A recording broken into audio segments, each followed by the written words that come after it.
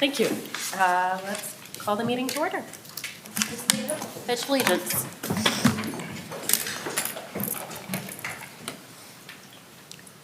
I pledge allegiance to the flag of the United States of America and to the republic for which it stands, one nation, under God, indivisible, with liberty and justice for all.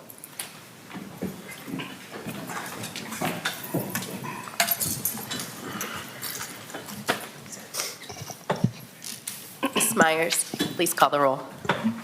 Jennifer Ashburn. Here. Marianne Baxter. Here. Abby Bemis. Here. Diane Corso. Here. Brianna could not make it tonight. Billy Hill. Here. David Miller. Here. Mark Pfeiffer's on vacation. Tim Schwanger. Here. Elizabeth Semler. Here. Tom Schra. Here. Jennifer Torres. Here. Laveda Wilson. Here. Mike Zuloff. Here. Very good. Thank you. Our first item of business are the meeting minutes from our April 8th meeting. So moved. Second. All in favor or any corrections? All in favor signify by saying aye. Aye. Any opposed?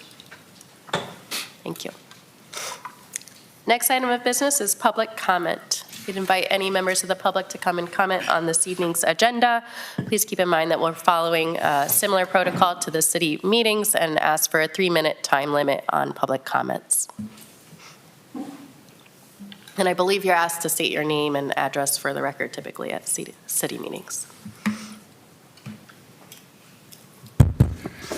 My name is Brian Notestein. I live 617 Lockwood, down in the Cove area. I'm here mostly for item 2, the possibility of you guys looking at wards in the city again. At least put it up for a possible vote to the citizens. I think, in essence, the city has acknowledged a ward for a long time. Since 2017, they've had the Bayfront Corridor, which is looking at everything along the waterfront. And since 2017, I've not seen a board formed for the west end of town or central part of town. And this board's been going nonstop, like I said, since 2017, which I think acknowledges at least a section that can be considered a ward. And that's all I had to say. Thank you. Thank you for your comments.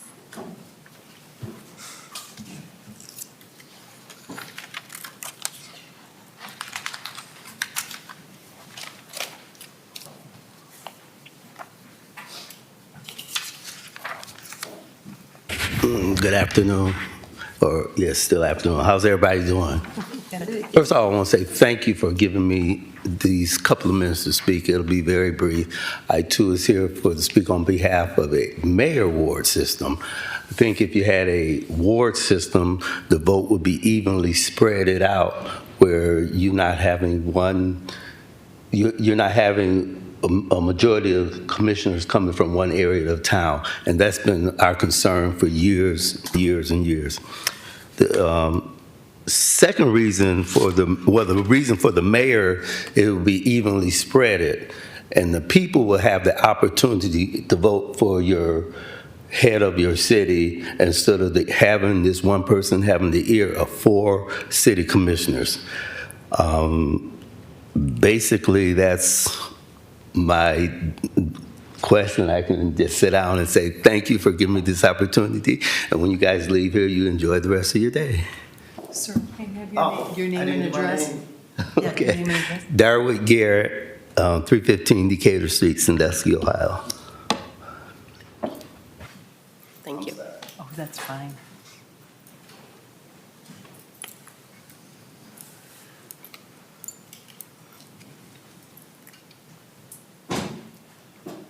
My name is Chris Weedle, 403 East Adams Street.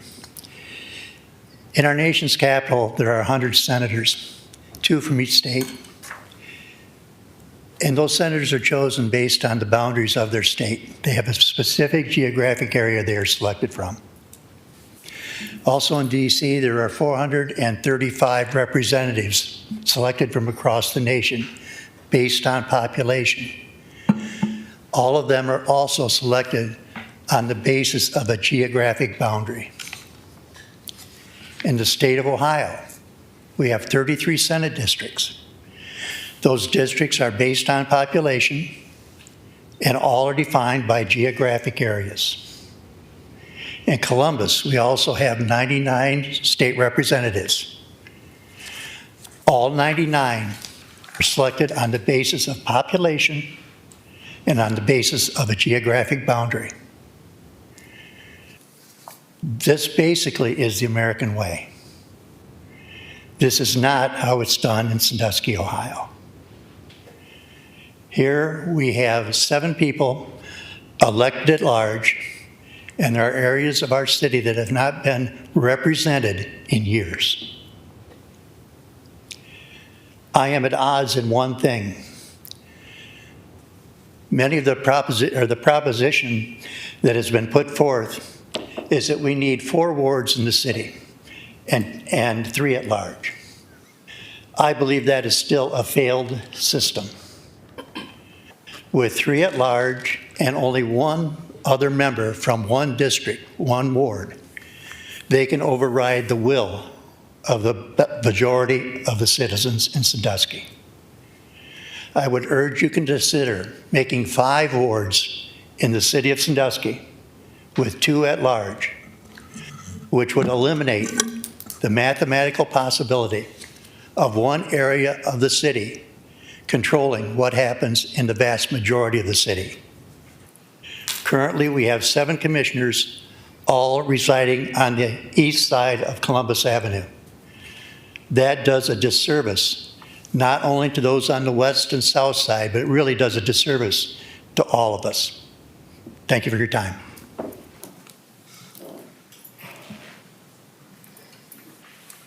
Very good. Thank you for the participation and comments. I know it's difficult to take a break from your life and participate in these kinds of meetings, so much respect for that and for the committee members here.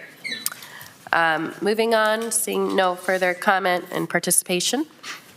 Item 5, explanation of items. This was a topic identified at a prior meeting that we needed some clarification around, so I will hand that over to city staff.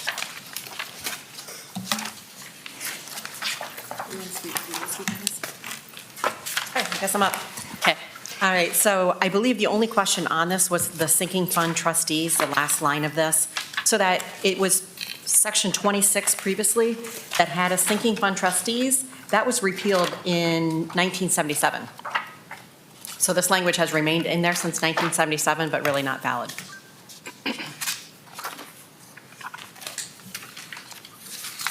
Was there questions on other sections or other parts of this section? So does, excuse me, Madam Chair, so does that mean that 76 is also invalid or just that last sentence? I would say just that last sentence, because we still do an annual audit. The appraisal, it's not a full appraisal, but we do have a listing of fixed assets that's gone through every year and updated as we add and remove items as far as fixed assets for the city. And I assume those are instead reported out to the commission at large instead of the sinking fund committee? The fixed assets is just a listing. It's part of our audit. It's in there. Madam Chair, I have a question. Mr. Schwung? So would it be advisable to change the language then to finance director, take out sinking fund everywhere and put in treasurer or finance director, or just leave it the same? Basically, you're in charge of whatever the sinking fund is mentioned, right? The finance director? Yeah. Do you have a legal opinion on it?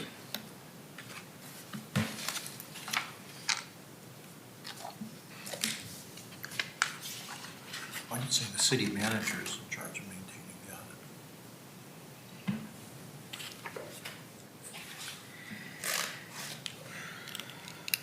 Or is it not a big deal? I mean, just leave it the way it is, or, I mean, Mr. Zuloff? So am I hearing that it's feasible to update the language? Yeah, no, Okay, that's then- certainly reasonable to do. Then I would make the motion that we ask the law department to propose language for the next meeting to vote on that would update the language to make it consistent with the current Ohio Revised Code. I'll second. Any discussion? Madam Chair. So we had another section that should have been was updated by the Ohio Revised Code, and it wasn't indicated in the charter. Is there any way, without putting this on the ballot, because I think the more things we put on the ballot, the more confused the citizens will be. I'll be. I mean, we should target what we feel is important to help the citizens, not just things that are changing the language, which are already invalid. Is there some way that we can identify that it was repealed in 1977, just that sentence, or can we not do that? The only thing we can do, and this discussion came up previously, we could put a parenthetical underneath that section of the charter in the published version, referring to the repeal of that audit committee. We cannot change the language of the charter itself without a vote. Without going to the voters? A good point. If I could follow up, the advantage, we can decide later whether to do it, but at least if we're ready to vote on it at the next meeting, we might know if we have other proposals as well. So if you're going to, if you're going to go with a basket of proposals, why not, right? Why not do the housekeeping? We can decide later whether to do it, but at least we'll be ready to vote on it at the next meeting or a subsequent meeting. For the committee's education, can you walk us through the cost of putting something on the ballot? I'm sure that will come up a few times this evening. Yeah, the cost is dependent upon which election it's in, how many other things are on the ballot.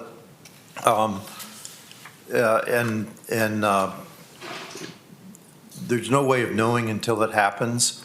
If, for example, you can put an additional thing on the ballot without requiring an additional page for the ballot, the cost of additional items would be zero in the sense that you're paying for the election anyway.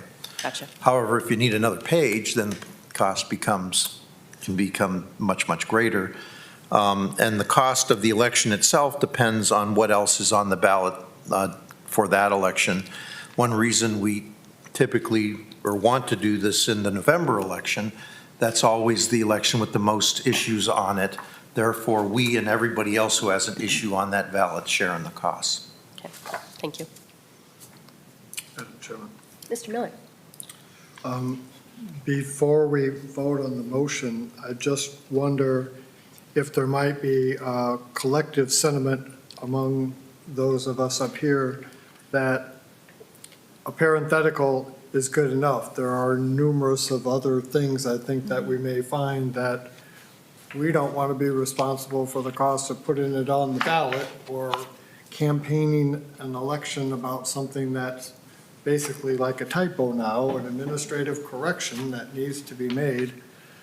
When Diane led us through the parenthetical on the residency requirement last time, it seemed to me like a little bit of a light that we can clean up this language that confused many of us individually as it read because it didn't reference anything without debating the fact of whether we're pro or con of having a charter amendment to clean up language, if we could just agree that this should be on the list of things that are corrected by a parenthetical before we vote. Is that a motion? We can do that as we vote, or we can do that with your vote, I would say. Madam Chair, Mr. Zullo? just a reminder, this is not the motion was not about proposing a change. It was about being ready, being prepared. So just asking for some language that we can vote on later. So let's move it on. I think we need to vote on the motion on the table, which would be to have staff prepare language for a ballot. If you, to Mr. Miller's point, think a parenthetical would be a better solution, please indicate so when you're voting, yea or nay. Ms. Myers, do you call the roll? Jennifer Ashburn, You would say yay if you want the language to be written, nay if we're going to go for the parenthetical, I would assume, correct? Correct. Point of order, no. It would be only the first part. The second part, the motion has nothing to do with the second proposal. Nay if you do not want the language written. Point of clarification. Are we voting to put this on the ballot to change it, or just not to put it on the ballot to change it? You would be voting at this time to instruct staff to prepare ballot language. It does not mean that we would necessarily bring that forward to the city commission. It would be revisited again at a future meeting with their drafts in hand. Does that answer your question? Yeah, yay. Mary Ann Baxter? Nay. Diane Corso? Nay. Billy Hill? Nay. David Miller? Nay. Abby Bemis? Nay. Tim Schwanger? Nay. Elizabeth Semler? Nay. Tom Shara? Nay. Jennifer Torres? Nay. Levada Wilson? Nay. Mike Zuloff? Nay. Now, Mr. Hastings, do we need a motion to introduce the parenthetical, or is that something that can be handled at a staff level? No, I don't think that this commission is charged with recommending charter changes. I think that's a matter of housekeeping that we can do between us and our publisher. Okay, thank you. Okay, continuing on our agenda then. Next item of business is a presentation about form of government, mayor, council. In talking with the team after our last meeting, this is an issue that was of interest to the entire committee. We talked about resources and things that would help educate the committee members. It looks like we're stumbling into familiar territory when it goes to the city charter history. This has been something revisited by each of them. And so we actually had the luxury of several former presentations available as resources. And we're going to make good use of staff time who have been through those presentations and are bringing us an overview and updates. Is that correct? Yeah. Yes, as the chairwoman indicated, this is a matter that has been considered by the past 3 charter review commissions at least. We found a presentation. In fact, I think you have in front of you a paper written by Dr. Lawrence Keller. That was presented in 2010 for the Charter Review Commission. This is an excellent paper. 2015, there was a presentation that talked about the history of metropolises and all sorts of things. We didn't send that one to you, sort of repetitive and a little bit maybe too much of a deep dive. But in 2020, at the last Charter Review Commission, Dr. Nichols from Kent State did this presentation. So I'll go over it with you if you want. This was presented in June of 2020 on the different forms of government. And there are 4 that she identified: mayor, council, council manager, which is what we have here in Sandusky, except we call our council a commission. And the commission form, or town meeting, representative and town meeting, the commission form is not the same as our commission form. The commission form is more like what you see in Erie County has a commission form of government, where we elect 3 county commissioners who then select a county manager.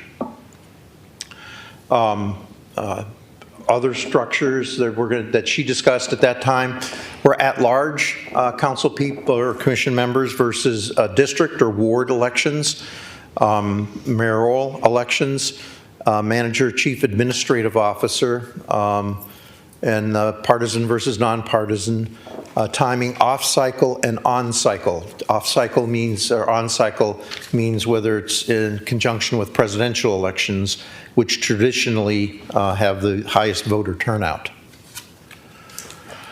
So issues of consideration that she identified are separation of powers, that's typically in a mayor-council, strong mayor-council form of government, where you have an at-large elected mayor, and the mayor is the chief executive, has veto power over laws that the commission may pass. That's the strong mayor, what they typically abbreviate as the strong mayor form of government. And of course, commission would typically also have power to override a veto with some sort of supermajority. The checks and balances that are built into the different forms of government, and how efficient, fair, and whether people have appropriate representation. And then she also said history and context matter. Obviously, Sandusky currently has a commission, city manager form of government, and we've had that for a while. That's the International City Managers Association has presented that. Mayor Council, I think I've just explained all this without referring to this. Town meeting and representative town meeting are also forms of government. I'm not sure there are any of those in Ohio, maybe Yellow Springs, but it's more of a New England concept, the town meeting concept, or representative town meeting concept. The organizational is mayor council. The voters elect a mayor, and then the voters also elect council. The mayor is the executive, appoints the department heads, sometimes with approval of council. Sometimes the mayor just has the ability to approve, hire and fire. The mayor is the ultimate appointing authority for the city. And this is in a strong mayor form of government. The mayor also has veto power over legislation that council may pass. The council manager, in our case, commission manager organizational structure, the voters elect our city commission, here identified as council. The commission then appoints a city manager, and then the city manager appoints the department heads. The city manager reports directly to council, serves at the pleasure of council. The department heads serve at the pleasure of the city manager and is appointed by the city manager. Again, many times, in our case, approval of the commission itself for certain department heads. They did a survey indicating, I think it was over 700 respondents of different cities. Mayor council, 38%, council manager, 48%. So we are in the, I'll call it the plurality of government structures. Commission, town meeting, and representative town meeting are very small. And as I said, the town meeting part is probably located mostly in New England. Also broken down here in this presentation by size of the municipality. Interestingly, as the cities get larger, and we are sort of on the borderline here, we're technically probably right under 24,999, depending on the latest estimate, we might be right at 25,000 or more. Both cases, again, council manager is the predominant form of government, particularly if we were at the 25,000 figure there. Although mayor council, again, is a significant number of communities use that form of government. As cities get larger, particularly when they're over, 500,000, almost, reverses, complete reversal. Cities over 500,000 are almost always mayor council forms of government. at least in the same proportion as they are for cities our size as commission, city manager forms of government. Factors supporting the strong mayor and council, and also that oppose the council manager form of government. Again, this is Dr. Keller's presentation. The mayor provides strong leadership. When you have a strong executive, particularly if they have veto power over the rest of government, cities can be identified with one person, like, for example, the mayor of Cleveland. The mayor can form coalitions. It's politics at its highest. Voters hold one person accountable, which if people don't think things are going as well as they should be, they know who to blame. The strong mayor has a greater capacity to initiate policy changes. Typically in cities, the mayor is responsible for all of the policies of the city.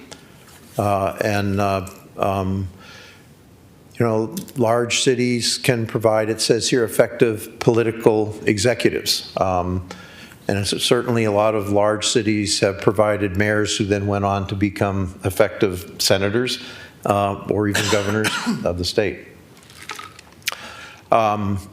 Council can be supported by staff to serve as a counterweight to the mayor.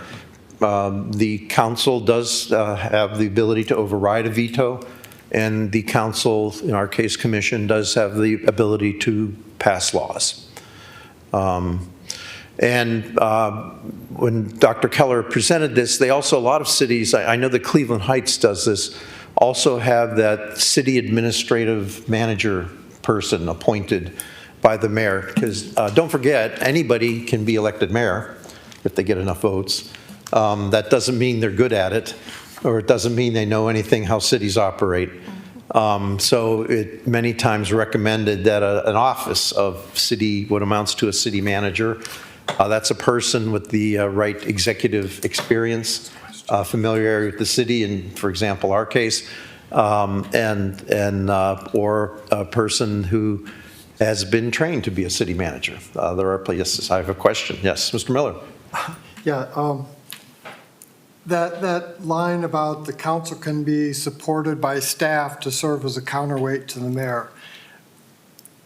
As I think about that, that seems problematic to me. If the strong mayor hires all the staff and a staff member is supporting a council member in opposition to what the mayor wants, it seems like a pretty short career for that staff. It does, doesn't it? Yeah, particularly since typically the mayor is the appointing authority for that staff member. So I don't get that. I have worked in cities where staff were instructed to not talk to council members.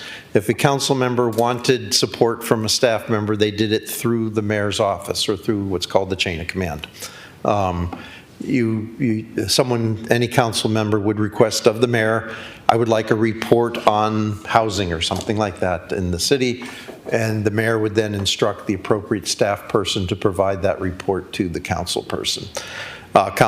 Staff people were instructed in cities I've worked in, if contacted directly by a council member, to suggest that the council member talk to the mayor.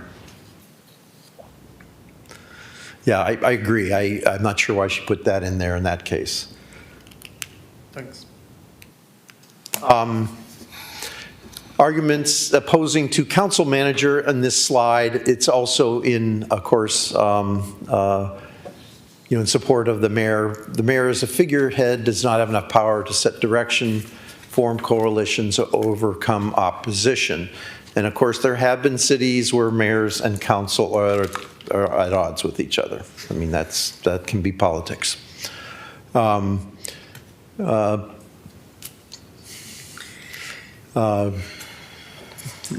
of her points is too many masters brings diffusion of power, accountability. City manager acquires too much influence if not properly supervised. City manager is narrowly focused on improving efficiency, and city manager can ignore the mayor. That's in a case where the city manager, of course, is appointed directly by the city council or the commission, as opposed to being appointed by the mayor. A lot of cities have a lot of turnover in the city manager position, and that can weaken government. City council can arbitrarily remove the manager. Having a city manager does not guarantee competence and high ethical standards. Form is efficient in small matters, but not taking over major initiatives. City managers, I mean, there are lots of cities in Ohio where you can give bad examples as to government working. That's certainly true. I hope that's not true, and I do not believe that's true of the city of Sandusky. Arguments in supporting the council manager or that oppose the mayor council. The mayor is a visionary who facilitates leadership and builds partnerships. The one advantage to having a strong mayor, of course, is someone who knows what they want. As a litigation lawyer, many times I've appeared in court, and the judge will ask, "What does the city want?" or "What does the city believe?" And my standard answer is, the city is a complex democracy. You don't anthropomorphize it. It's not a being. It is a lot of people who come together to try to, run a government, but it does not have a singular belief. The stronger the mayor, of course, the more the city can have a singular belief. The city manager, as we already discussed, has expertise, provides policy advice based on objective assessment of, again, if you hire the right city manager, they are in tune with places like the City Managers Association, or the Ohio has like I'm a member of the Ohio Municipal Attorneys Association, and we talk all the time or send emails back and forth all the time about common problems and legal problems facing cities across the state of Ohio. And so, again, the city manager and mayor, I think this is an important point to make in any form of government that you have, are both full-time employees. City managers and mayors typically, particularly in a city our size, would be paid full-time. City councils, city commissions like ours are not paid as a full-time job. What we pay them would not support a family. It's not intended to. They're meant to help set policy for the city legislative agendas. But the city manager makes it or mayor makes it their full-time job to become aware of the latest trends and that sort of thing. Reader slides. Something confusing on that slide. What's that? I'm confused. The right side says arguments opposing city council manager, but it seems to be In support. no, on the right. Yeah. Arguments opposing to council manager, but then it seems to be arguing against mayor. Right. Yeah, Am I confused here, or is No, you're not confused. When I first read this, I believe that was a mistake in the slide presentation that was made 5 years ago, which I may have pointed out to the president when I sent it to her. I agree. Okay, it doesn't make sense. All Right. Thank you. Could it have been mixed up with the last slide? Maybe not. I don't think so. I don't think it's that either, because the other slide made sense. Right, This one doesn't. right. And the rest is, the ones on the right are kind of self-explanatory. As indicated, mayors lack equal levels of political and executive skills. Again, anybody can be mayor who gets enough votes. Presumably, we only hire city managers that have some experience and skill at it.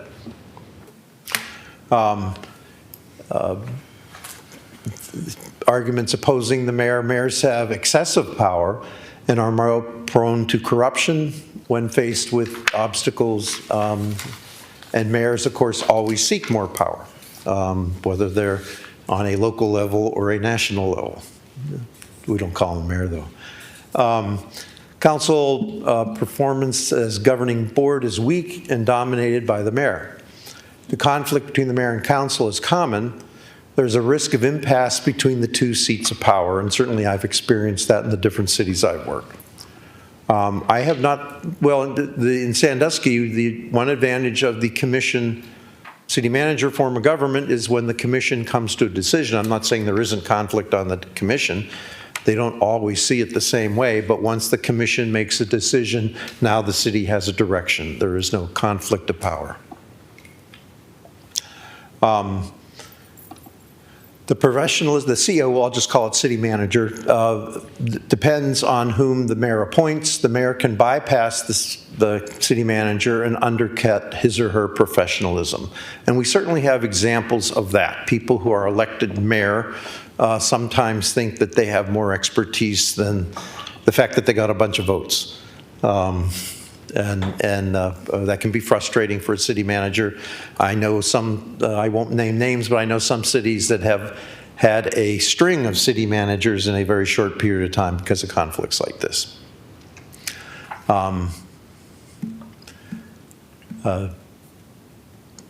Separation of powers is an advantage in the strong mayor city council, but it does create unclear lines of responsibility. Our review of performance by voters in elections is infrequent. Emphasis on election success makes major accountability to supporters rather than all voters. Any questions on city manager versus mayor council as presented by Dr. Keller?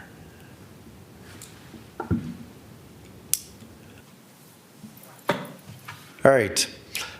In the 2018 survey, which was done before this 2020 presentation, almost 5% of respondents indicated change in the form of government was proposed, and when proposed, 63% reported that the change was approved.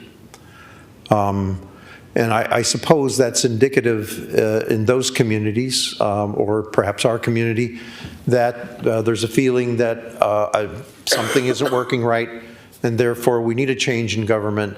And apparently, at least in 60-some% of the case, the electorate agreed with that. But the change isn't always, as you can see, the change has been heavily favored towards council manager as opposed to mayor-council forms of government in this survey. The vast majority of communities, when they made a change, they made the change to the council manager sort of government, which is similar to what we have here in Sandusky. Why cities change the form, the context matters. Partisan political motivations, demographic changes, and calls for better representation. The manager, council president seeks more power, and whether there exists conflict or controversy in the city that would help drive that change. All right, other structures, I know we wanted to talk about this as well. At-large versus district ward elections. Who is the chief administrative officer? Partisan versus nonpartisan elections, and that's a term of art in Ohio. That does not mean that the Democrats or Republicans can't have a preferred candidate. They can. But nonpartisan election means that a party is not identified on the ballot. And nonpartisan also means that parties do not get to control who appears on the ballot. The Democrats don't get to decide who's the Democrat running, and the Republicans don't get to decide who's the Republican running. I guess there's still other parties in this world. The communists don't get to decide, and the libertarians don't get to decide. And in fact, in a city like Cleveland or Sandusky, if you get enough signatures on a nominating petition, guess what? You get to be on the ballot. Nonpartisan means that anybody who gets enough signatures can be on the ballot. It also has implications for Ohio civil service and public employees are not allowed to participate at all in partisan elections as a protection for them. Nonpartisan elections, there are limited things they can do. It's not full participation, but they can circulate nominating petitions, for example, is one thing in a nonpartisan election that a public employee could do. Timing, whether it's off-cycle or on-cycle, again, the on-cycle elections bring in a lot more voters, just because a lot more people want to vote for president. However, on-cycle elections also, if you want coverage in the news media about your election, I suspect that on-cycle elections are dominated by the national election as opposed to the local election. So off-cycle election has the advantage of having a election that allows for hopefully, presumably, more local focus. Sandusky, we have a off-cycle election cycle right now. All right, at-large versus district ward elections. Here is a chart that, as you see it, it shows whether, by the way, you can have wards, or when they say district and ward, that's the same thing in this chart, as opposed to at large. The larger the city, the more likely it is, apparently, in this to go to a district or ward election system. The smaller the city, the more likely it is to have at-large selections. If you look where we are, again, the cusp between the 24,999 and the 25,000, we're hovering at around between 25 and 50% of having wards in cities. Cleveland, of course, which is 100,000 or more, famously has wards, exclusively wards. Sandusky and Beechwood and other cities I've worked in or for have at-large. I believe that the proposals I've heard around here, we heard tonight from the public, is a combination of at-large and ward system. And certainly that's within our power to do that.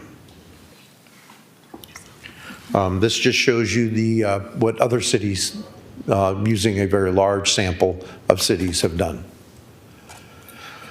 The city manager, or the chief administrative appointed official, is the one who's responsible for the management and day-to-day operations of the city.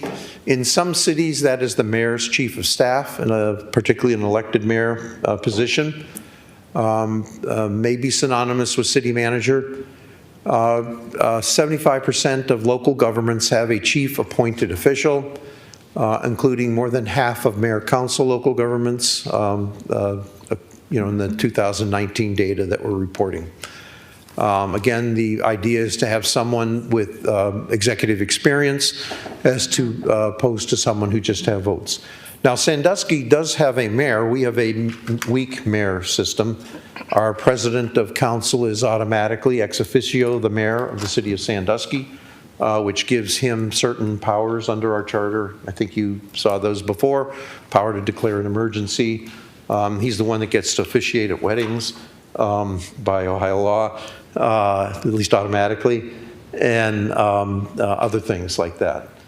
Some cities have a mayor that is purely,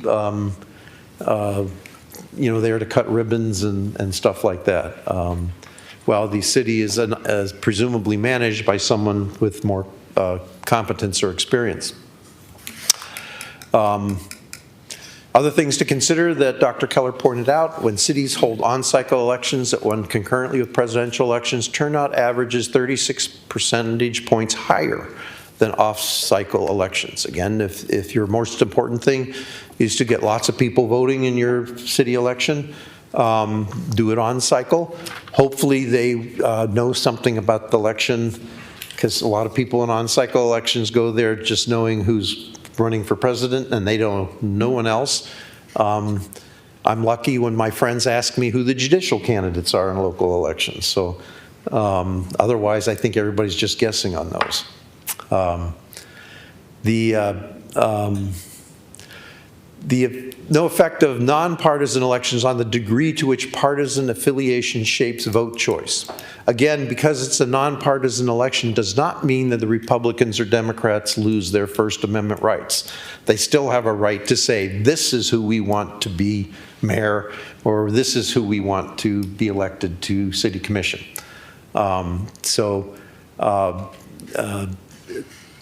Partisan participation is the same. Nonpartisan elections, though, just mean that they're not identified on the ballot and they're not selected by the political parties to be on the ballot.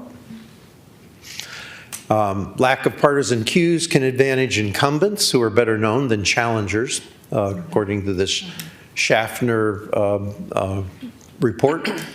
Competitive elections, which are more common in mayor-council cities, are correlated with higher voter turnout, according to Tronstein. And many reform institutions can move policy outcomes towards majority interest and away from narrower minority interest. However, findings are inconsistent and depend on part on nature of the coalition in power and the issues involved. So, there are arguments for and against each form of government. Differences in impact of government forms historically and locally contingent. Other dimensions of structure are also important. Deciding on form and structure is in part a process of identifying values and evaluating trade-offs. There was an editorial in the forum page of the Cleveland Plain Dealer just a week ago Sunday by the former mayor of Solon, who also served in Bedford as a city council member, and who wrote on this very topic, mayor, council versus council, city manager forms of government. His conclusion is, and I agree with this, how well the government runs depends on the people running it. Who was that? Did you say a name? I'm sorry? Did you name the author? I can. Let's get it later. All right, yeah, I'll give it to you later. I used to live in Bedford, sorry. Yep, that's all right. Any questions? Madam Chair, yeah, I have a question. When we're making these comparisons to, like the gentleman said, as far as representation within certain areas within the city, we're a little bit more unique than, when you look at the difference in the population, I would love to see this, if we have cities that are within the 10,000 to 24,999 people total population, just a correlation as far as what type of income that they have, revenues. Like we have something very unique here. We have Cedar Point. So that's a little bit different as far as the way I look at it. If we can't be compared to a Mansfield. I mean, even though they have double the population, because we can't be compared to Elyria, we can't be compared to a Lorraine. All we have to do is get in a car and take a drive, and we can see how much better our city fares. So, just like the gentleman said right there, I think when we're making those comparisons, I would also like to see, without me having to research it, just local cities that are similar to us, and just to see what their budget is and what type of income and revenues they have coming in. Yeah, the trouble is with a city as unique as ours, it is very difficult to find comparables. I mean, Orlando might come to mind, but I believe Orlando's government is controlled by the Walt Disney Corporation. So I don't think anyone has proposed that here. We have you're right, we are unique. And that's what we have to decide is how we want to govern ourselves. Madam Chair. Go ahead. Mr. Miller? Yes, I think I know the answer to this, but I'd like to be sure too. With our ex officio mayor, they are appointed from among the 7 successful council persons, but there's not really any requirement. It's kind of like somebody gets 4 votes and then they can be the ex officio mayor? Or are there other requirements like having a couple of terms or? No, the only requirement is that they be on the commission. And it's not like who got the most votes, or it Nope. kind of works that way, but it doesn't have to be that way? It does not have to be that way. I guess I have not paid attention to whether it does work that way here. But yeah, no, it's up to the city commission who they elect to be their president. Mr. Zoloff? Yeah, my experience has been, it was a kind of a tradition, an unofficial tradition, that the person with the greatest votes, the elected commissioner with the greatest votes wound up getting elected. Certainly didn't happen last time, so, you know, I'm not sure it matters much because, again, we don't have a very strong mayor. I mean, the ability to declare an emergency and then command the chief of police is pretty powerful, but I don't know if it's ever even been used. I don't know officially. Other than that, on the other hand, the underappreciated power is the power of the gavel. It turns out that when you hold the gavel, even though you don't have any legitimate official power, it turns out that you'll wind up being able to put your thumb on the scale. But more importantly, the staff, the manager, comes to you first. It tends, you know, they know that you control the agenda. So it's more powerful than it is on paper, in my opinion. A mayor system is, if you observe other cities, a mayor system tends to be great when you need change, that power to just get stuff done. I'm not going to compare it to a Washington situation right now, but you know, when you have a chief executive with a lot of power, you can get stuff done, right? For better or worse. The city managers, though, are great stewards, you know, and we've proved that. Now, we went through a period like Stu mentioned about going through several city managers, but we've had a couple of great city managers, great stewards, okay? It tempers things. Things don't happen willy-nilly. So if you want stewardship, go with a city manager. If you want, if you need a change agent, you know, go with a mayor. I think it was real easy toward the end of the presentation to miss the fact the most profound number there was the number of cities that went from mayor to city manager and not the other way. That was like 60, it was profoundly different. That the trend, I don't know if you can, of course, there's no way of discerning a trend line there, but far more cities have gone the other way. And I think that's for good reason. I think on balance, cities function, it's a lower risk, and you can always get rid of an incompetent city manager. One of the disadvantages of a city manager was that, well, they might not be competent. Well, if 7 commissioners, council people, or in our case commissioners, say the city manager is incompetent, even with a contract, if they're really bungling it, they can get rid of them, right? Fortunately, we haven't had to do that lately. So. Mr. Zoloff, did you have a question for Mr. Yeah. Hastings? Because I'm sure we will get to some of this when we discuss the specific Fair enough. agenda Okay. items. I'll come back to. Okay. Question? I have a staff? question, yes. Thank you. Will this be available for us to view online? Yeah, we can get that to you. We will make sure it's emailed. Will we correct that one slide? And Madam Chair, I I'd like don't to have make a the motion. technical competence. This is in the form of a PDF. I see a nod in the back. Maybe we can fix it. You can send a PDF, PowerPoint, I think. Madam Chair, I'd like to make a motion to table section 2 and 3 in light of all this new literature that we have to another meeting and move on the agenda so we can, I feel these are huge topics that we really need to discuss without being rushed.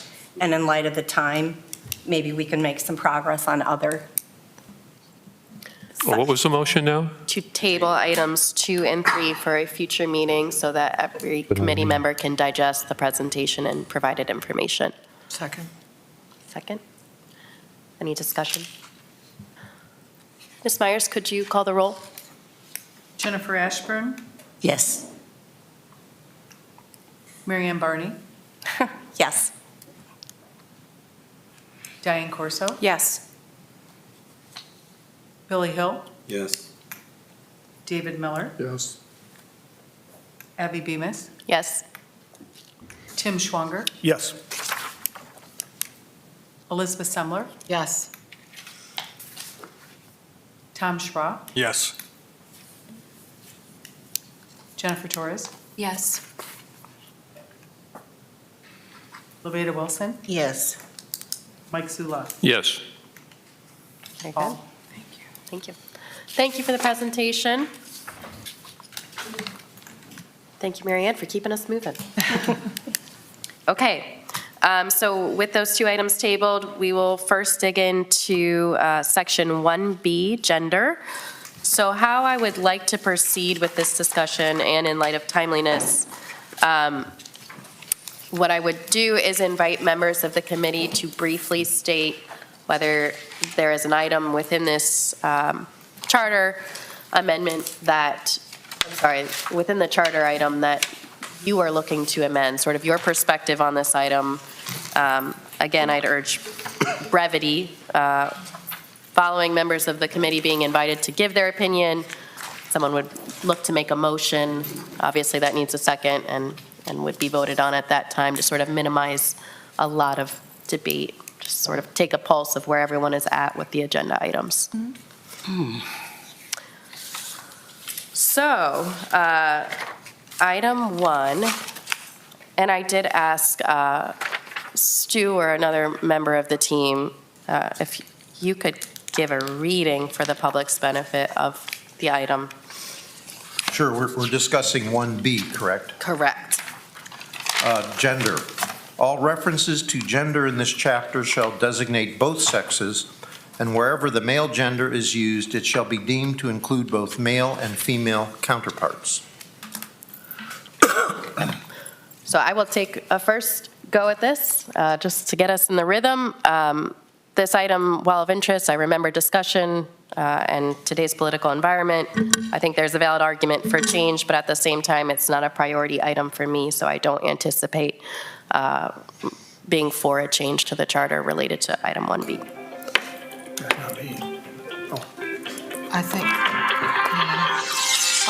I think in this day and age, we don't have to mention every single gender, non-binary, trans classification out there, but I think it would be nice for it to say citizens or people Very good. as we're changing, as our world continues to change. Shall I work down the row? Tom, any opinions you'd like to share? I can agree with her. I mean, with the way situations are nowadays. I do as well. I just think it's natural that words improve over the years to be more general and include more people, so I agree. I agree as well. Word citizen would be a good word. I think without specific wording, we need to propose specific wording and vote on it. Ms. Ashburn? I agree with citizens. Ms. Baxter? I agree with citizens. I agree with citizens. I agree with citizens. I agree with gender neutral, but I'm not sure it's worth if it requires a charter amendment, I'm not sure about that. But in general, I think neutral references and pronouns is fine by me. Not sure I understand the citizens part. What are we proposing? Are we proposing something? We were not proposing at that first go-around, merely sharing your viewpoint as it stands. At this time, given what you've heard from your committee members, if someone would like to make a motion. And again, we do have future meetings to sort of finalize language. So at this time, I think you're suggesting agenda items we'd like staff to prepare some change language to. I couldn't understand let's try it again. At this time, if someone would like to make a motion indicating what type of change they'd like to see to that item, we would look for a motion in a second. Make a motion to change it to citizen. I second. I'm not sure what that motion means. Change what? Ms. Semler, would you like to clarify? Sure. All references to gender in this charter shall be designated as all citizens, wherever the male gender is used. It shall be deemed to include all citizens. I don't know You if that's sure? proper wording. It's just an idea. Madam Chair. Would you be looking to change instead of male gender, replace with the words all citizens? Change Him, all her. of the male gender throughout the entire thing, you're saying? And I don't know if that would all have to go to the ballot or not. On the ballot. Yeah, that Okay. seems like a I lot. would like to Help us point here, one Mr. thing, that the Hastings. term citizen has a technical meaning, which is highly charged in today's environment. That means a citizen of the United States. That does not mean a person who is not a citizen of the United States, Understood. but still may be a resident. Madam Chair, point of order. The good news is we didn't second it, so we can Right. still talk about the wording, right? May I propose?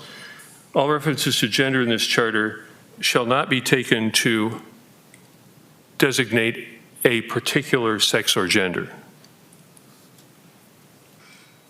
Or no reference to gender in this charter shall be taken to designate a particular sex or gender. If you stop there, then I think you've obviated any implication that that a particular gender reference has any meaning at all. Those specific words, I think, would do that. We could ask the law department to validate that and vote on it next time, but I thought that's what did you folks catch that, and do you buy it?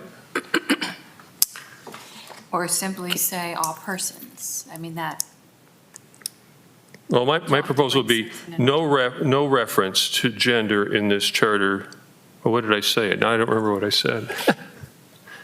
Madam Might Chair. it be a solution to ask the law department to bring us some recommendations? Yeah, for point of clarification, our Yeah. job is not to come up with the wording. That is Mr. Hastings' responsibility. So we just come up with the context or the direction, and that comes back. Is that correct? That's my understanding. Good idea. And I like Mr. Zuloff's direction to do it in the negative, shall not refer to a gender. All right. That includes a host of current considerations. What's next? So is that a motion? My motion would be to so direct the staff to propose wording along that line. Very good. I'll second that. Very good. All in favor, signify by saying aye. Aye. Aye. Any opposed? Okay. There we go. Well, really, 3 for today. Performing. To performing. Section 5, vacancies. Madam Chair, I could start. Please. When rereading this issue, I found the only thing that I was concerned about is that we're going to send the notification first-class mail. And in today's world, so many people don't get their mail. And I would thinking maybe email is better, but this isn't a priority to me. I think there's way more important things in this charter that we need to address. So I could live with this, is where I'm going to land. Thank you. Madam Chair. Mr. Schwanger? I think this is one of the sections that I had asked to be put on hold, and the issue that I had was if a commissioner decides he doesn't want the position anymore, the second paragraph designates that the last candidate with the highest number of votes would be the replacement for that commissioner that stepped away. And from there, it goes to the city commission to pick somebody. It does not make any reference to the other 2, 3, 4, 5 candidates that were in that election but did not get elected. So what I was after was some language indicating that after that first loser, for lack of a better word, if that person says no, then it would go to the next person, next person, next person. And then after that's been exhausted, then go to a mechanism by which the city commission would make that decision on who they would appoint. That's what I was looking for. So I'll make that in a motion. What's the motion now? I thought we were going to go around before we make a motion. Pardon? Madam Chair, I'm sorry. Oh. I thought the procedure was to go around to see where we're Yes. landing before we make a motion. Is that not what we're supposed to be doing? So without a second, I think we can continue in that regard. Sure. Any other perspectives to share about this item before a motion would be made? Yes. Mr. Zulhoff? By the way, if the motion's out of order, you can just declare it out of order. That was a point of order. I think we should wait to discuss it until we know whether we're going to mess, because with wards, if you get into wards, it totally complicates this, right? Totally changes what you need, because if you lose someone from Ward 1, you're going to, I'm not sure, but I'm pretty sure that it severely, completely changes what you want to do if you have a ward system. So maybe we should settle the ward question first before we start messing with this. Any What's the other thought? thoughts? I think that what Tim is saying falls under both categories. If it's a ward system and you had 5 people running for that position, it should be done the same way that Tim is somewhat trying to bring to light. If Tim ran and I ran in the same ward, then he could no longer perform a job. Then, of course, I would be the next one in line because of I had the next highest votes. So I would think that would still fall under the same as a ward system. We should still set the same policy. I think it creates a problem for me when commissioners can actually pick someone, handpick someone, versus the citizens picking someone. Are we aware of a time in recent history where we've had to move to the third person?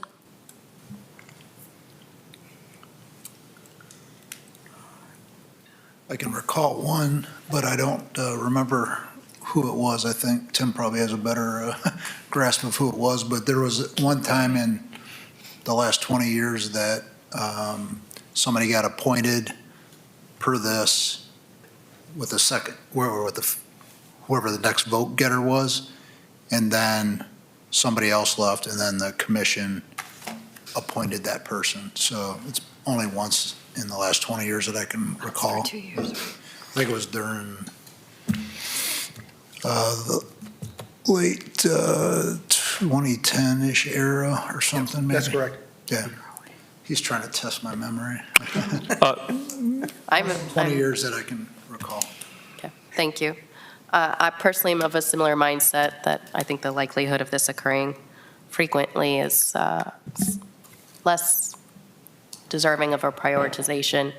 I'd also add that, Madam Chair, point of order, I can't hear you. I would ask either like speak into the microphone or I'm getting both. I'm getting your voice and the microphone, and it's killing me. Sorry. It's okay. Thank you.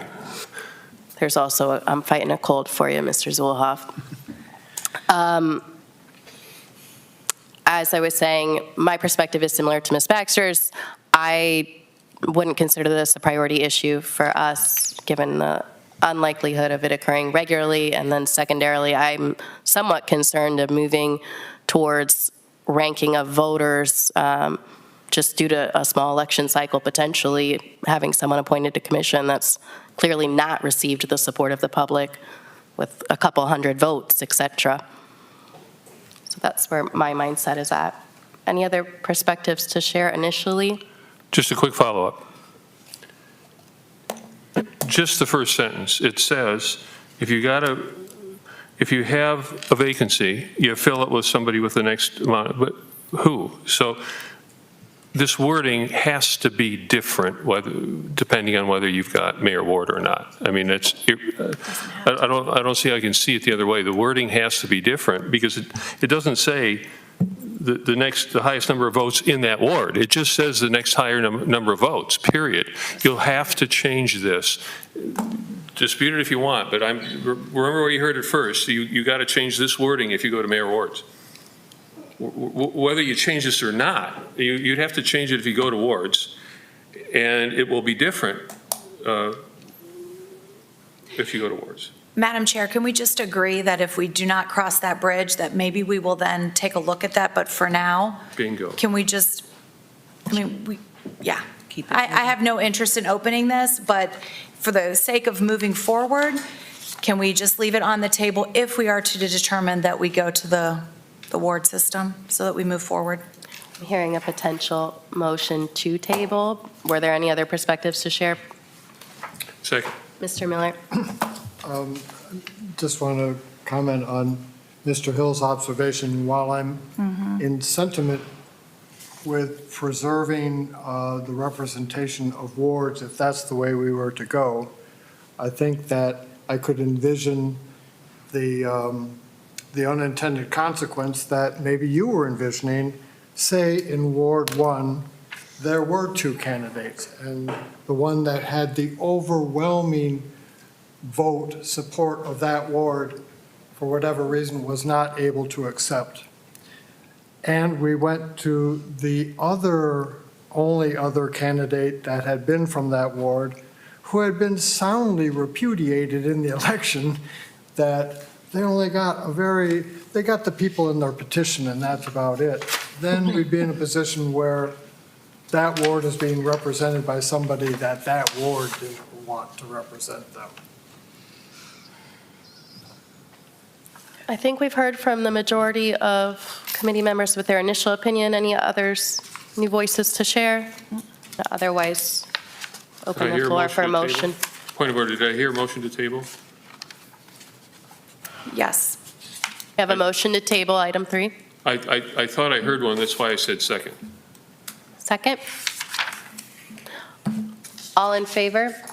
Aye. Any opposed?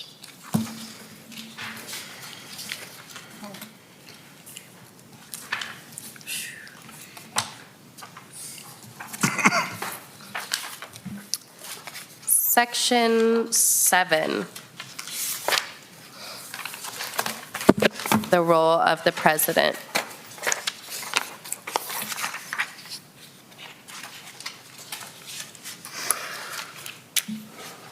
If I recall from our initial meeting, there were members with concerns that the public at large was confused about the title of mayor. Any perspectives to share initially? Mr. Miller? It's often said in the city ex officio mayor to distinguish it from another or ordinary mayor, that, yeah, this means a special mayor, a mayor in a special context. And I'm pretty used to that. The fact that it calls it a mayor, it said ex officio mayor, but again, not worth a charter change to do it. Madam Chair. Mr. Zulhoff? I propose that we move on. I know It's a where you're motion. headed, but we can't table everything until, Well, I don't want to table it. My motion is we leave it alone. I'll second that. any other points to share with the group? Okay. All in favor of leaving this alone? Aye. Any opposed? Okay. Items 17 and 18. Again, I would invite members of the committee to share initial perspectives about what you were either seeking to change in item 17 or whether you're comfortable with its current state. Madam Chair, I have no concerns with 17 or 18. Thank you. Madam Chair. Mr. Schwanger. Mr. Law Director, do you have any sense of what other communities that have the council, city manager form of government, do they typically have their law director and their finance director under the umbrella of the city manager? Is that, I mean, are we pretty much in tune with? Because the way it was is that the finance director and the law director were standalone charter officers where they pretty much checks and balances where they reported to the city commission. I think it was in 2015, we changed it to where the law director and finance director are now under the umbrella of the city manager. Have you found that that's, in your experience, have you found that's typical that they be under the city manager? I have not conducted a survey. Okay. I can relate two personal experiences in the city of Cleveland. The law director is appointed by the mayor, not the city council.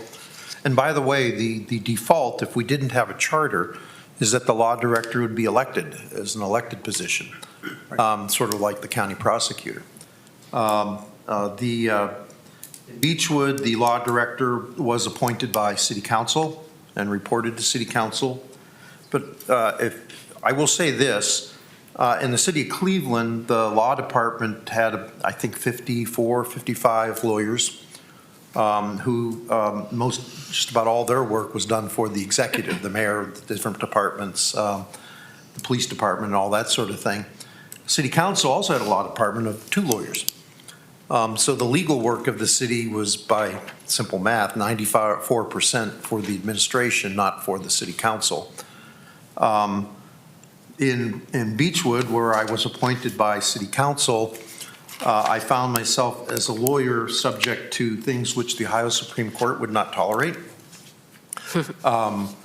By reporting to city council, but the charter also said that I was the representative for the mayor and, the different department heads and that sort of thing. And when a city council person asked me, what did I talk to the mayor about? I had to say, I cannot tell you, because that's what being a lawyer means, is that I have to keep my confidences with my clients. It led to some friction, significant friction. Personally, I prefer reporting and being appointed by the entity that I do the most work for. Okay. I did have another question. Before you continue, Mr. Schwanger, I'm going to see if anybody else has a comment to share. Or are you looking for more discussion about 17 or, yeah? I would like to, I've got a question for the law director, and if we could. So I didn't, it's quite all right. I didn't understand, what was it that the Supreme Court didn't tolerate? Oh, the rules of professional responsibility required me to keep the confidence and secrets of my clients. Of course, right. But you said there's something they didn't tolerate. And it was what? The dual representation? If I violated them. The dual representation, right? Because, I mean, right now, our situation right now, either acknowledge or correct me, is that you are counsel to city commission. No, I am appointed by the city manager. Yes. With the approval of the city commission. Yes. I am the law director for the city of Sandusky. Yes. But as a lawyer, I can perform many different roles for the city. Right. So, but if, in pursuit of their duties, if a city commissioner has a question for you, do you advise them? Yes, if the city commissioner, again, I prefer going through the chain of command. I am not the personal attorney for city commissioners. Right, not personal, but of course, in pursuit of their duties, it would. Right, in yeah. pursuit of their duties, I always ask that they go through at least the president of the commission or the city manager. I see. Many times I get a phone call and I will respond And you. to a member of the commission. You're saying you tell them to, okay. Okay. I would share that I do not have an interest in changing Section 17, and I'll go ahead and state the same for 17 and 18. Are you saying you I would? can't imagine being in a chief executive role and not being able to fully trust and rely on legal compliance and financial reporting. And I would be concerned about political influence if those were independent positions. So I think for coordination, accountability, professionalism, the current structure suits us well. So that's my current perspective. I'm sure. If you're inviting a motion, so moved. If you're making a motion, I'm not making a motion. I'm sharing my perspective, and I want to see if any other committee member would like to do so before opening for a motion. Mr. Miller? My perspective is that, in my experience, it's really difficult when you don't have clear direction or understanding of who your boss is. If you have Agree. 7 council members, each of which can come to you, it occurs to me that they might have different opinions and objectives of where they want to take the direction of that legal decision. And I think the lack of a chain of command in that situation makes an untenable situation pretty easily. Any other initial comments to share? One other comment. My concern about that wasn't related to what we're talking about. It was only to get consistency between law director and the other ways that position is referenced by name throughout the document. But that was early on, and I've given up on making changes to clean up the So we can language. understand That's it. usually what I do, but I don't do that. In a 100-year-old document, it's hard for it to be. Yeah, I think many of us have gone through that journey. If it Absolutely. requires a charter amendment, I'm fine to let it lie. is that a motion? I did have one more comment, question. It says law director and assistants. So my question would be, does the assistants, and I'm not referring to Ms. Murray, do the assistants have to be a member of the bar and have taken the bar exam in order to be an assistant attorney for the city of Sandusky or any city? No. Okay. They have to be a lawyer and have passed the bar exam to sign pleadings in court. Okay. Thank you. I'll make a motion to leave it the same, the way it is. Second. Okay. All in favor of leaving it the same? Aye. Aye. Any opposed? Okay. That was section 17. I know we've had some discussion throughout, but any further comments on section 18? Madam Chair. Mr. Schwanger? This was another one of my put on hold sections, and it would still pertain to the same question is, do we want a finance director that is a standalone department head where he would be appointed by the city commission, which is the way it used to be, versus the finance director reporting to the city manager? And again, it goes back to the issue of checks and balances. So let me get a clarification on this. If a city commissioner wants to ask a difficult question of the finance director, does that commissioner technically have to go through the city manager, since the city manager is actually the one whom the finance director reports to? Or can a city commissioner not technically go directly to the finance director for a question? Or would a commissioner have to keep both of them appraised of what the question is or the concern? I guess I would ask the finance director what in practice we do. I would say for the most case, our city manager is aware of what's going on. I've never been in a situation where a commissioner has come to me with a difficult question that I couldn't answer. We don't have anything going on that's, not above bar. So if there ever came a time where this finance director position was putting the city at risk, I think that's where your checks and balances would come in. I agree with what Mr. Hill said previously, having a boss and having 7 different people with 7 different opinions is very complicated. It doesn't work. But the current situation where we've had it since 2015 has worked very well. And I think we've had commissioners that didn't always agree. They've come to me with questions and they get an answer. So it's not like I'm not going to talk to anybody because, they're a commissioner and they're not my boss, because at the end of the day, everybody in the city is actually my boss, right? Right. So, Well, wouldn't a lot of that depend too, though, on who the city manager is? I mean, we might get a city manager that in the future is pretty much, you got to come to, if there's a question, you got to come to me before I'll let you answer it.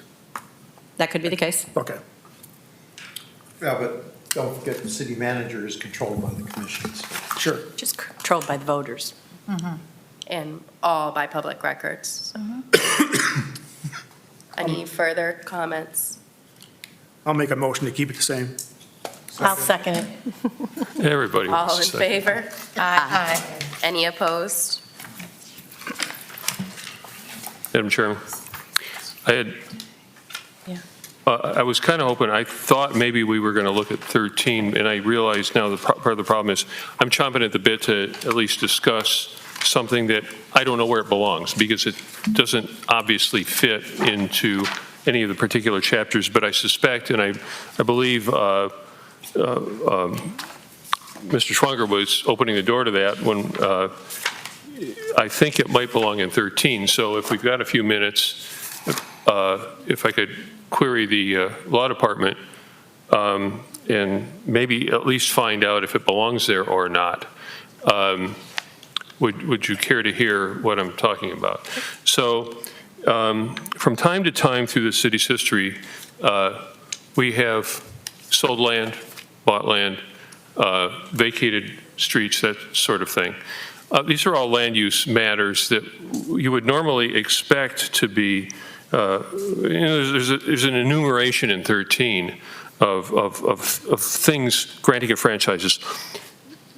No ordinance or resolution of general or permanent nature or granting a franchise or creating a right, blah, blah, blah, blah, shall be. When it comes to land stuff, I think it might be better, based on experience experiences I've had as a planning commissioner, that the disposition of city land, whether it be purchase, sale, change in use, at least get a recommendation from the planning commission. Very often, small stuff goes to the planning commission, site plan approval. It used to be even fences went to the planning commission. When it got to be big juicy stuff, it got jumped on, and it was exciting stuff, and the city commission got involved. And very often, useful feedback from the planning commission never got heard until it was like all done and too late to do anything. So, and this might be the place to do it. I think it might be advisable and not really inhibit things too much to have something exactly the same as when you change the planning and zoning ordinance, that it either initiate with the planning commission, or if it initiates with the staff or the city commission, be at least referred to the planning commission for a recommendation. So my request would be that for the law department to recommend where that would go. I wonder, or more specifically, would it go in 13, or should it be its own section? I don't know at this time. Of course. So my request would be to, get back to us on. Back to you on where that would be. Yeah. That's one of those provisions I do not recommend for a charter. I mean, you have an ordinance that refers things to the planning commission. We do? Yes, there's a planning commission that's established by ordinance, Right, but, okay. and its duties are described in that ordinance. For a future meeting, could that be shared with the committee as well? Or a link, Yeah. perhaps, if they want to take a look? Yeah, no, we can share the ordinance. So what I'm hearing is it would be better to do that by ordinance rather than, but as the law director has pointed out many times, the trouble with the ordinance is the commission is very free to simply obviate its own ordinance by ordinance, right? So if you attempt to, if you attempt to constrain the city commission from doing big, long-term, permanent things by ordinance, there's nothing stopping them from just ignoring it by writing an ordinance that contravenes a prior ordinance. This is why I think that when it comes to big deal permanent stuff like land, that if you lose it, you can't get it back, or if you fail to buy it when you could have, and these are permanent decisions, irreversible decisions that maybe we ought to, I'd invite the law director to give us some further thought before advising against it, because it's way too easy for a city commission to, in good faith, contravene their own ordinance and do something that might hurt us in the long term. Well, I certainly wouldn't describe the ordinance process as way too easy. Oh, okay. I mean, I said way too easy to. There's a lot of things that go into passing an ordinance, including Right. public participation. Commission meetings are people who are elected. And there are times when the city does need to be quick on its feet with regard to land use. Madam Chair? Good point. Mr. Schwanger? The question that I had, well, he brought up section 13. Section 13 and 14 is not in our list to discuss today. Is that still on our list for a future meeting? Correct. I have 13, 14, and 16, which I know Oh, okay. somewhat Well, I thought you were connected going thread in order, issues. so that's why. Okay, I just want, yeah. No, at our prior meeting, if you take a look at this handout, I tried to connect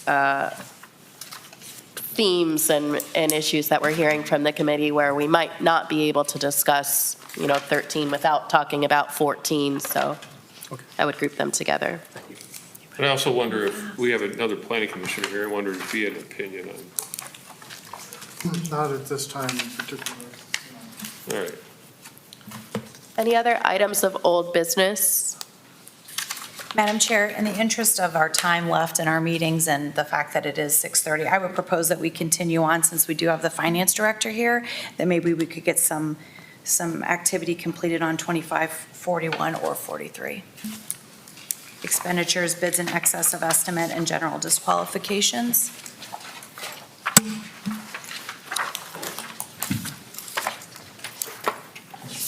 That's up to you. Madam Chairman, there was a proposal to add meetings. Is General that off the table? Say that again. There was a discussion of additional meetings. Is that a dead issue, or? Madam Chair, it sounded like when that was discussed last time, Kathy had indicated we really didn't have any dates that would be available, so it would need to be elongation of meetings. Is that correct? Yeah, and that's something the city commission would have to do. In establishing this commission, they set the number of meetings. I see. Did they also set the amount of time that was allowable, or could we No. extend a meeting? They did not set the amount of time. So if it was acceptable to the chair and the rest of the committee, we could maybe dive into some of the things, since the finance director is here and available to us at this time? Sure. Ms. Reeder, are you planning to join our next meeting as well? I can join the next meeting. I know there's a lot of departments that wanted to speak on this topic also, so we had some things that we were preparing about the $10,000 limit. So what Thank you. I'll say, to your point, when we send out the next agenda, there's maybe 6 items that we could prepare for in advance, regardless of whether they're on your agenda or not, but let's let staff plan in advance their comments and things so they can best answer questions. Any other items of new business? Okay. Our next meeting is slated for Tuesday, May 13th. We could be entering some longer meetings, so budget your calendar accordingly. With that, looking for a motion to adjourn. To adjourn.